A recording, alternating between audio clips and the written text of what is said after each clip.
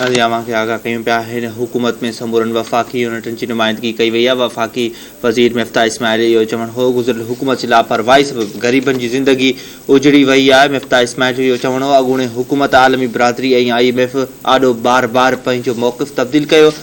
हुकूमत वटि वक़्तु तमामु घटि आहे पर ॾुखियनि फ़ैसिलनि लाइ तयारु आहियूं। असां हमेशह क़ौमी मफ़ाद खे सियासी मफ़ाद ते तरजीह ॾिनी आहे। वफ़ाक़ी वज़ीर जो इहो चवणु हो मैशियत खे हलाइण लाइ घटि आमदनी वारनि माण्हुनि खे मरायत ॾियणी पवंदी। असांखे बरामदत वधाइण ते ध्यानु ॾियणो पवंदो।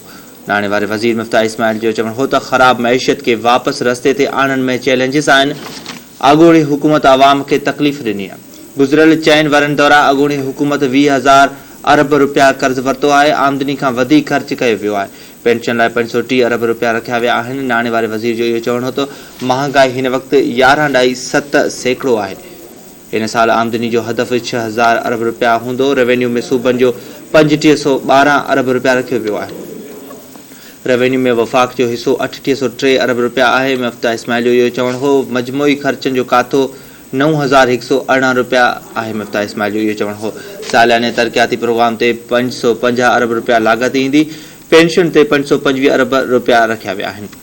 सब्सिडी ते 1515 अरब रुपया ख़र्च कया वेंदा। मिफ्ता इस्माइल जो इहो चवणु हो त ग्रांट्स जी मद में 1090 अरब रुपया ख़र्च कया वेंदा। ईंदड़ साल आमदनी जो कातो 7004 अरब रुपया आहे। ईंदड़ साल सूबनि जो हिसो 4100 अरब रखियो वियो आहे। ईंदड़ साल वफ़ाक़ी हुकूमत वटि 4904 अरब रुपया हूंदा। नॉन टैक्स रेवेन्यू 2000 अरब रुपया थींदो। कर्ज़नि ते व्याज जी वापसी लाइ 3950 अरब रुपया ख़र्च थींदो। तरक़ियाती बजट लाइ 800 अरब रुपया रखिया विया आहिनि। नाणे वारे वज़ीर जो इहो चवणु हो त बचाव लाइ 1523 अरब रुपया रखिया पिया वञनि। सिविल इंतज़ामिया जे ख़र्च लाइ 550 अरब रुपया इस्तेमालु कया वेंदा। टारगेटेड सब्सिडी लाइ 699 अरब रुपया रखिया विया आहिनि। ग्रांट जी सूरत में 1242 अरब रुपया ख़र्च थींदा। Grant Benazir income support programme Baitul Mal ऐं ॿियनि खातनि खे मिलंदी। BISPR खे 364 अरब रुपया ॾिना विया आहिनि। नाणे वारे वज़ीर जो इहो चवणु हो BISP तहत 90 लख ख़ानदाननि में 266 अरब रुपया विराया वेंदा। सनअत ऐं वापार लाइ सब्सिडी जे लाइ 570 अरब रुपया रखिया विया आहिनि। पेट्रोलियम शोबे खे रहतूं ॾियण लाइ 248 अरब रुपया जारी कया विया आहिनि। पेट्रोलियम शोबे जे अदायगियुनि लाइ ईंदड़ माली साल लाइ 71 अरब रुपया रखिया विया आहिनि। हायर एजुकेशन कमीशन लाइ 65 अरब रुपया मुख़्तस कया विया आहिनि। HEC जे तरक़ियाती मनसूबनि लाइ 44 अरब रुपया रखिया विया आहिनि। बलूचिस्तान जे सामूंडी इलाइक़े लाइ अलॻि स्कॉलरशिप स्कीम शामिल आहे। सॼे मुल्क जे शागिर्दनि खे आसान किस्तनि ते 1 लख लैपटॉप फ़राहम कया वेंदा। फसलनि ऐं जानवरनि जी पैदावार वधाइण लाइ 21 अरब रुपया रखिया विया आहिनि। हुकूमत सनअतनि खे लोड शेडिंग खां आजो करार ॾींदी। बजट में 250 नंढनि स्पोर्ट्स स्टेडियम्स जे तामीर लाइ पिणु रक़म रखी वेंदी। फिल्म साज़ खे 5 सालनि लाइ टैक्स छूट ॾिनी वई वञे। इमरान ख़ान अवाम जा 4 साल ज़ाया कया आहिनि। मिफ्ता इस्माइल जो इहो चवणु हो समाजी शोबे जे मुख़्तलिफ़ स्कीमनि लाइ 40 अरब रुपया रखिया विया आहिनि। सिहत जे शोबे लाइ 24 अरब रुपया रखिया विया आहिनि। ज़रई शोबे लाइ 11 अरब रुपया मुख़्तस कया विया आहिनि।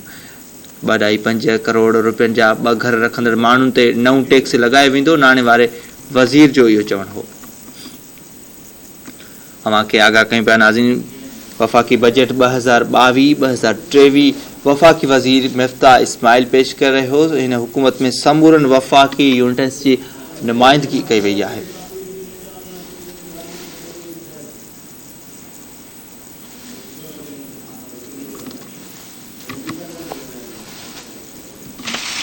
खे आगाह कयूं पिया हुकूमत वटि वक़्तु तमामु घटि आहे पर ॾुखियनि फ़ैसिलनि लाइ तयारु आहियूं। नाणे वारे वज़ीर जो इहो चवणु आहे असां हमेशह क़ौमी मफ़ाद खे सियासी मफ़ाद ते तरजीह ॾिनी वई आहे। इन हवाले सां अपडेट मालूम कंदासीं। इस्लामाबाद जो ब्यूरो चीफ नज़ीर चारण असां सां टेलीफोन लाइन ते मौजूदु आहे।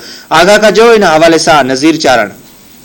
जी बिल्कुलु अॼु नाणे खाते जे वफ़ाक़ी वज़ीर मिफ्ता इस्माइल अॼु माली साल 2022-23 जेकी बजट आहे उहा पार्लियामेंट में पेश करे छॾी। ऐं नाणे खाते जे वफ़ाक़ी वज़ीर मिफ्ता इस्माइल जो चवणु हो त असां जेकी बजट पेश करे रहिया आहियूं उहो समूरनि पार्टियुनि सां इतफ़ाक़ राय सां तजवीज़ थी करे मुल्की मफ़ाद में ऐं अवाम खे रिलीफ ॾियण लाइ जेकी बजट आहे उहा पेश करे रहिया आहियूं ऐं असांजी इहा ई कोशिशि हूंदी त असां कंहिंसां बि जेको आहे सो इंतकामी कार्रवाई न कयूं ऐं जेकॾहिं अपोज़िशन जूं जेकॾहिं तजवीज़ सुठियूं आहिनि त उन्हनि खे बि असां पंहिंजे बजट में शामिलु कयो आहे ऐं असांजी इहा वधि खां वधि हिन मौजूदा हुकूमती कोशिशि आहे त अवाम खे जेको आहे सो बिना फ़र्क़ु जे ऐं बिना जेको आहे सो सोचे उन्हनि खे रिलीफ ॾिनो वञे ऐं अहिड़े तरीक़े सां नाणे खाते जे वफ़ाक़ी वज़ीर जो चवणु हो त असां जेकी सिर्फ़ु ऐं सिर्फ़ु जेकी अॼु हीअ पार्लियामेंट में जेकी बजट पेश कई आहे 9,500 अरब रुपया मजमूई तौर ते असां ये बजट पेश की है। अॼु जेकी नाणे खाते बजट पेश की है इन ते जेको आहे सो कुछ हफ़्तो खन जेको आहे सो बहस कयो वेंदो जंहिंखां पोइ जेको आहे जेके तजवीज़ आहिनि उन्हनि खे हतमी शिकिल ॾेई करे पोइ बजट जी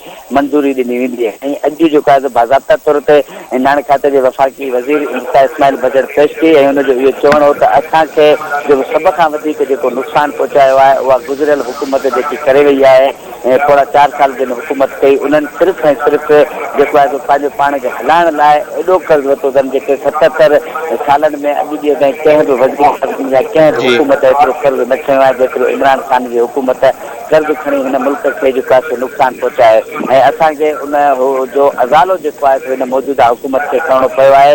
हुनजो मुफ्ता इस्माइल जो इहो चवणु हो त असां मजमूई तौर ते 9,500 अरब रुपयनि जी बजट पेश करे रही आहे पर असांखे अफ़सोस आहे इहो बि चवणो थो पवे त जेको मुल्क जे मथां जेको कर्ज़ु लागू थियल आहे जंहिंजी किस्त जेको आहे सो 4,282 करोड़ थिए थी उहा जेको आहे सो असांखे अदा करणी पवंदी ऐं उन जे खां पोइ जेको आहे सो असांजी सिर्फ़ु इहा ई कोशिशि हूंदी हिन मौजूदा हुकूमत जी त असां कंहिं दोस्त मुल्कनि खे जेको आहे सो कंहिं तरीक़े सां राज़ी करे उन्हनि खां जेको आहे सो 5,000 जेको आहे सो अरब जेको आहे सो असां उन्हनि खां इमदाद वठूं ऐं असां पंहिंजे मुल्क में जेके तरक़ियाती कम आहिनि उहे मुफ्ता इस्माइल जो इहो चवणु हो त असां सभ खां वधीक जेको टैक्स वारे मामलनि में जेको आहे सो असां चाहियूं था त असां जेको आहे सो अवाम खे रिलीफ ॾियूं ऐं अहिड़े तरीक़े सां 1 लख पघार खणंदड़ माण्हुनि जे मथां जेको टैक्स आहे हींअर उन्हनि जे मथां लागू न थींदो ऐं जेको आहे सो असांजी इहा ई कोशिशि आहे त जेको आहे सो जेको अवाम आहे जेके मुलाज़िम आहिनि उन्हनि जी पघार बि वधे ऐं उन्हनि जो जेको घर आहे उहो ख़ुशहाल थिए। मुफ्ता इस्माइल जो इहो बि चवणु हो त असांजूं हिकु तरफ़ जेको आहे सो बजट पेश कई आहे त ॿिए तरफ़ असांजूं IMF सां बि ॻाल्हियूं हलंदड़ आहिनि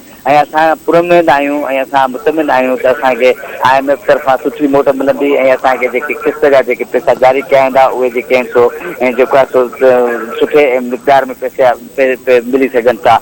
मुफ्ता इस्माइल जो इहो बि चवणो हो त असां मजमूई तौर ते जेके वफ़ाक़ी तरक़ियाती मनसूबा आहिनि उन्हनि लाइ 800 अरब रुपया रखिया आहिनि ऐं उन्हनि जेको आहे सो सब्सिडी जे हवाले सां बि मुफ्ता इस्माइल इहो चयो त असांजी कोशिशि आहे त असां अहिड़नि एटमनि ते सब्सिडी ॾियूं जंहिंसां अवाम खे फ़ाइदो थियो जंहिंमें खाद खुराक आहे या आबाद करण लाइ जेको ॿिज आहे या ट्रैक्टर आहे या भाण आहे उन्हनि में जेको आहे सो उन्हनि खे सब्सिडी ॾियूं ऐं अहिड़ी तरीक़े सां मुफ्ता इस्माइल जो चवणु हो त 578 खां 650 अरब रुपयनि जी जेकी आहे सो सब्सिडी जे मुद्दे में इहा तजवीज़ असां रखी आहे।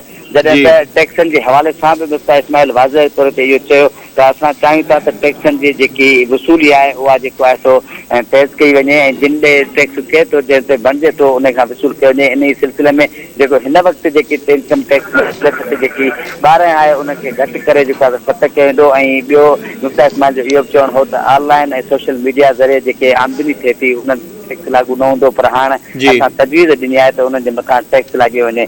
इन सां गॾोगॾु मुफ्ता इस्माइल जो इहो बि चवणु हो त जेके डॉलर जो जेको अघु वधे थो ऐं जेके वापारी आहिनि जेके ख़रीदार आहिनि उहे इहे हिकु जेको आहे सो सोचियल सम्झे साज़िश तहत जेको आहे सो डॉलर वठी करे उहो गॾु कंदा आहिनि ऐं पोइ जॾहिं डॉलर जो अघु वधी वेंदो आहे त पोइ अचानक उहो मार्केट में जेको आहे सो जेको आहे सो ज़ाहिर कंदा आहिनि। अहिड़े तरीक़े सां मुफ्ता इस्माइल चयो त हाणे 1 महीने जे अंदरि जेको आहे सो 10,000 खां वधीक को बि माण्हू जेको आहे सो डॉलर ख़रीद न करे सघंदो ऐं उन्हनि ते जेको आहे सो असां पाबंदी लागू करण जी जेको आहे सो फ़ैसिलो कयो आहे। इन सां गॾोगॾु मुफ्ता इस्माइल जो इहो बि चवणु हो त जेके पेट्रोल जी क़ीमतूं वधनि पियूं ऐं पहिरीं जेको आहे सो हिन जेकी गुज़िरियल उन्हनि जेको आहे सो तरमीम करे ओघरा खां इख़्तियार ऐं पेट्रोलियम मिनिस्ट्री खां इख़्तियार खसे करे पेट्रोल जेके मालिक आहिनि उन्हनि जी जेकी तंज़ीम थियल हुई उन्हनि जे खे इख़्तियार ॾिना त उहो पंहिंजे पेट्रोल जी क़ीमतूं तय कनि ऐं हाणे जेको आहे सो असां ॿीहर जेको आहे सो उन में तरमीम करे इहे जेको आहे सो असां फ़ैसिलो कयो आहे त जेके पेट्रोल जा अघु आहिनि उहे पेट्रोलियम वज़ारत या ओघरा जेको आहे सो तय कंदी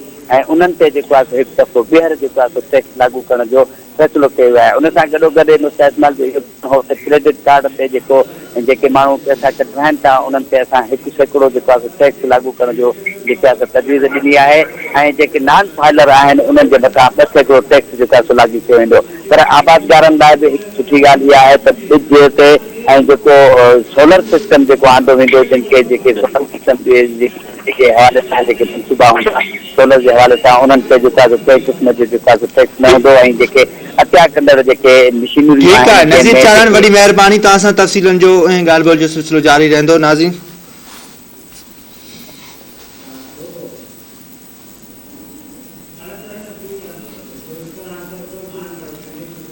नाज़रीन, अव्हांखे आगाह करे रहिया आहियूं। वफ़ाक़ी बजट 2022-23 पेश कई वई आहे। 9,500 अरब रुपयनि जी बजट पेश कई आहे। अॻूणी हुकूमत अवाम खे तकलीफ़ ॾिनी आहे। नाणे वारे वज़ीर मिफ्ता इस्माइल जो इहो चवणो त गुज़िरियल 6 वरनि दौरान अॻूणी हुकूमत 20,000 अरब रुपया कर्ज़ वरितो आहे। मिफ्ता इस्माइल जो इहो चवणो अॻूणी हुकूमत आमदनी खां वधीक ख़र्च कयो आहे।